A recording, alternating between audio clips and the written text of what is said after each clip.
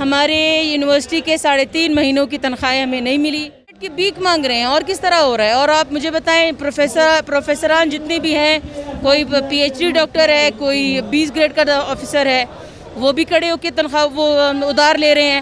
اور جو گریڈ 4 کی ملازمین ہیں وہ پھر روڈوں پہ کھڑے ہو کے بیچاروں کے ہاتھ میں کچکول ہیں اور وہ لوگوں سے اس کے پیسے مانگ رہے ہیں. نام تاترا جگزئی ہے, میں یونیورسٹی بلوچستان میں انگلش لٹریچر ڈپارٹمنٹ میں لیکچر. ملک کے حالات اب سب کے سامنے ہیں, مہنگائی کے حالات اب سب کے سامنے ہیں, غریب عوام پسی جا رہی ہے اس بوجھ کے تلے.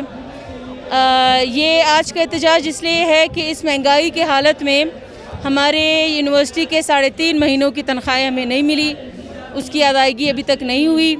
اور ہماری یونیورسٹی میں کلاس 4 کے ملازم جو ہیں, جو کلریکل سٹاف ہے, وہ بہت ہی زیادہ مشکلات کا سامنا کر رہے ہیں اور وہ بہت زیادہ تکلیف پہ ہیں. یہاں تک حالات پہنچ گئے ہیں کہ کبھی وہ سڑک پہ بیٹھ کے اپنے حقوق مانگ رہے ہیں, تو کبھی کسی کے گھر کے دروازے ٹکٹکا رہے ہیں. اور جو ہمارے اسمبلیوں میں صوبائی حکومت جو بنی ہوئی ہے, جو کہہ رہے ہیں کہ ہم آپ کی ریپرزنٹیٹیوز ہیں, ان کی طرف سے ابھی تک بالکل مکمل خاموشی ہے. 3.5 مہینے کی ہمیں دسمبر کے بعد کی تنخواہ ابھی تک نہیں ملی.